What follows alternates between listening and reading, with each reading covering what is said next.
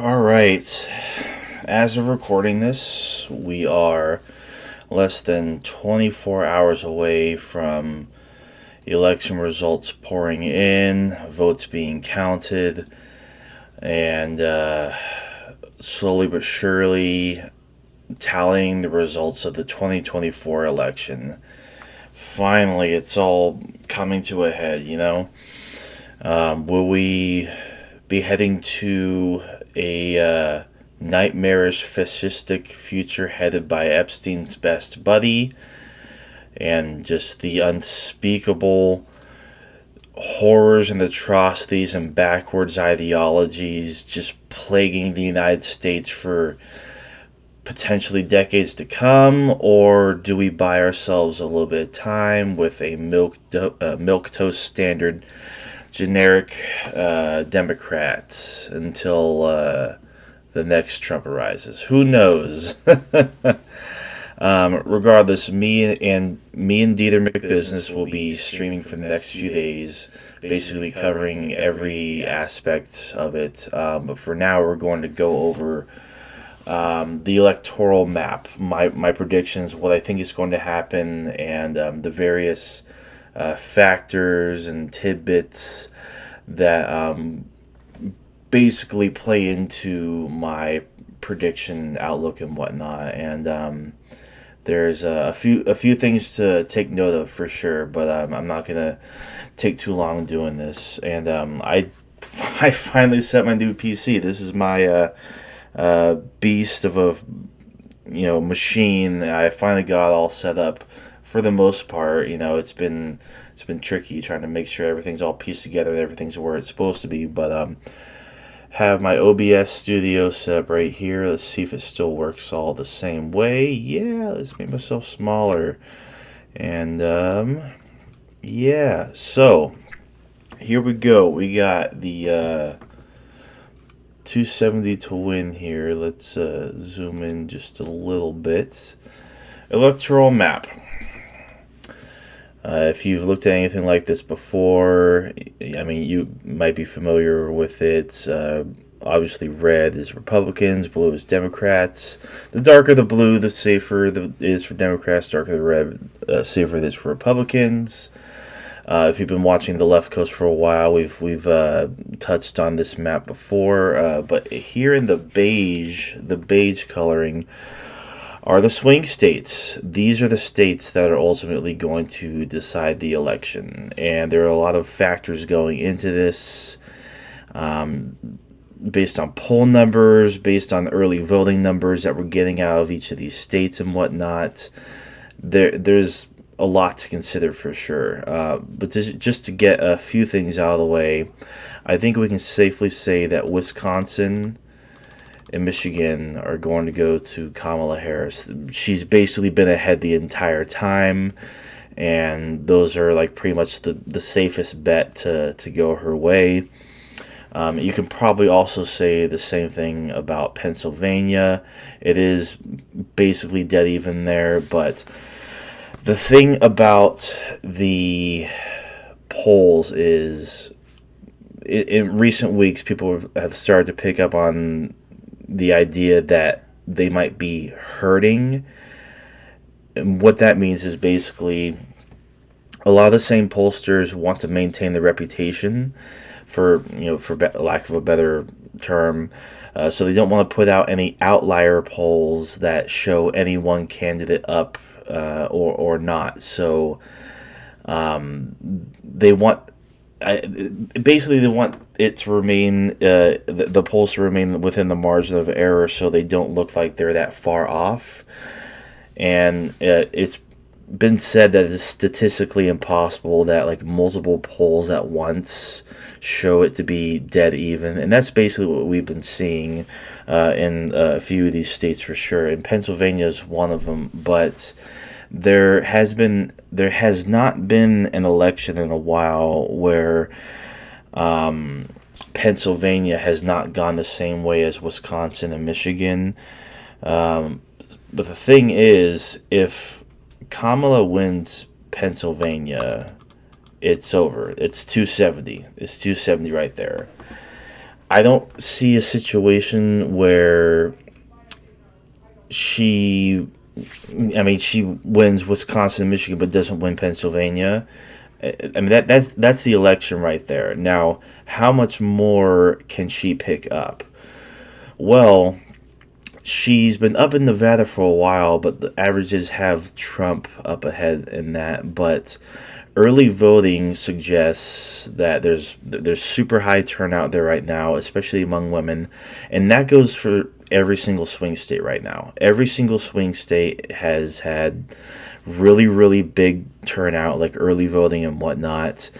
And a lot of that is powered by women, particularly white women and older women. And that little fact also has to do with something we're going to be talking about regarding Iowa here in a second. But the reason the polling averages in each of these states have been so close for whatever reason is due to a couple of factors. Hurting, which I just spoke about, but also the fact that conservatives and people funding conservatives and whatnot, it's all just one big apparatus. They are putting out multiple junk polls.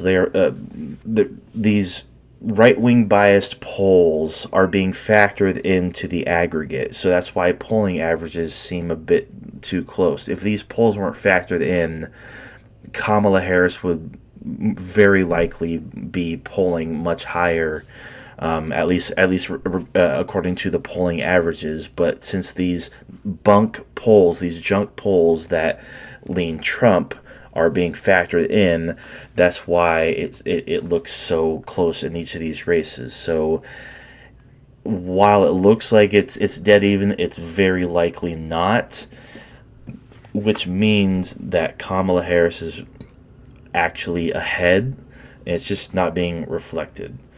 Now, with that said, you can give Nevada to Kamala Harris. Now, this right here might be like the worst case scenario for Kamala Harris, as long as there's no,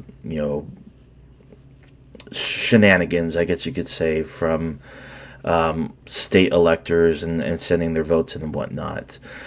But she's actually looking good in North Carolina.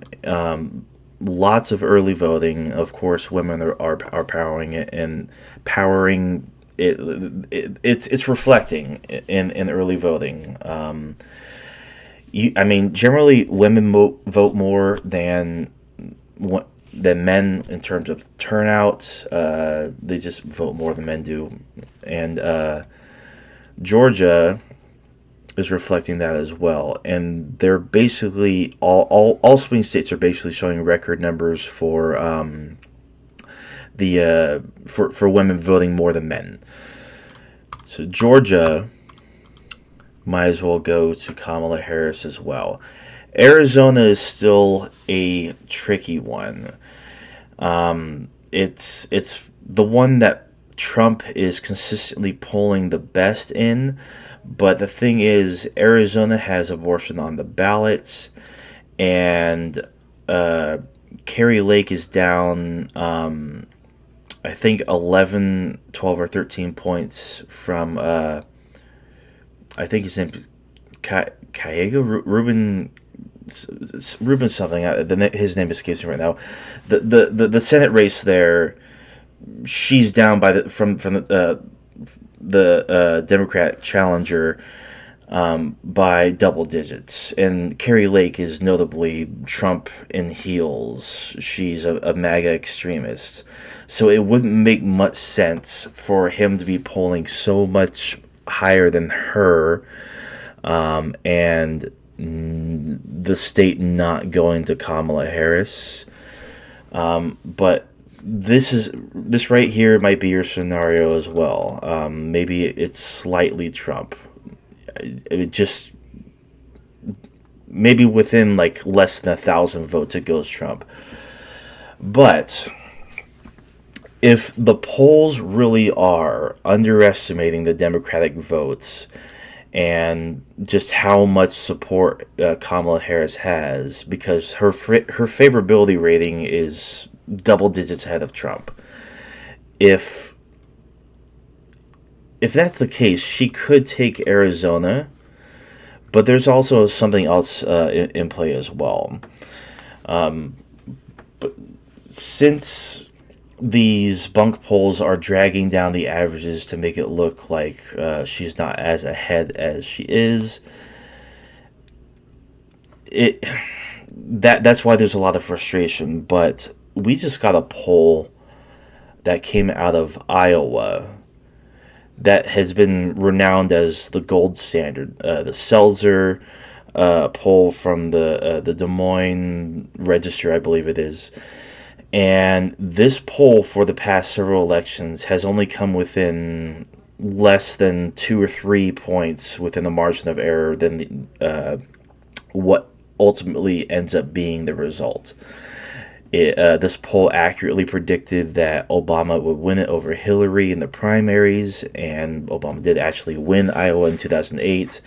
It also said that Trump was ahead and would win Iowa in 2016. It's a very, very reputable poll, and it just came out saying that Kamala Harris was ahead by 3 points. Now, back in 2020, I believe the poll said that Biden was behind Trump by, I think it was like 7 to 8 points. And Trump ended up winning the state by within the margin of error, but within like 2 or so points of that poll when it was released. That was 2020. And the fact that Trump won it by that much, and now the same poll is showing that Kamala Harris is up by 3, there's a possibility that Iowa goes to Kamala Harris, which is insane to think about. I don't know if that'll be the case, but even so, that very likely means that she might do just a complete swing state sweep. If not, she takes Iowa and the Rust Belt states and Nevada. But I don't see how she would win Iowa and not also pick up North Carolina and Georgia, as well as Arizona. And with that, it could be possible that maybe she even also takes Florida. I don't know if I'd go that far, but honestly, like, anything is in the realm of possibility. Could we see a Blexus? To the extent of Kamala's support right now, I, I I couldn't tell you how, to what extent she will win, but I do think she will win. I'm pretty confident in that. I Because ultimately she would have to lose all these swing states, and either like in one of these Rust Belt states, like she can, like Pennsylvania, she probably has the greatest chance of losing, and then she would just need either North Carolina or Georgia as well as Nevada, and that puts her at 273. But the thing is, I don't know if she get Georgia without getting Pennsylvania. So,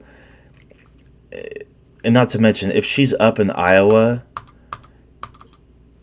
I don't see a situation where she doesn't also pick up Pennsylvania, because she's been consistently polling decently in Pennsylvania compared to Iowa the whole election cycle. So there's a lot to consider for sure. But early voting in all swing states have women voters up substantially. You know, if Iowa's swinging this hard for Harris, odds are this is probably what we're looking at. If she doesn't pick up Iowa, it's still fine, because she's well past the 270 mark. This right here, without Iowa, and let's just say without Arizona, that's 308. But with Arizona, 319. Either way, she wins comfortably. She The thing about that Iowa poll, the last thing I'll mention, this is what I wanted to bring up. She's winning big right now with white women, older women, and independents. I think she had independents plus 28 in that Iowa poll, which is bonkers. And Trump has consistently had the non-college white educated, like non-college educated white vote, especially white men, and that's slowly been just shrinking away. I think down 6 points now, poll wise, from 2016. And not to mention, white women are just leaving him. Like, white women are what gave him the White House in 2016. And if he doesn't have that support, I don't think he's going to win. I don't think Trump's going to win. So, long story short, Trump's in trouble. And it's hard for me to fathom now at this point, given all this new information about, hurting the amount of early votes that have been cast and the kind of people that are casting, especially women coming out in droves to cast their vote. Whether or not it's for Kamala Harris, it remains to be seen, but I don't see why it wouldn't. Trump hasn't really done himself any favors with women in general for obvious reasons. And also that Iowa poll. I don't see how Trump is going to pull this one off. The red wave didn't occur in 2022, and the polls didn't account for just how big Democrat turnout was going to be or how well they were going to do.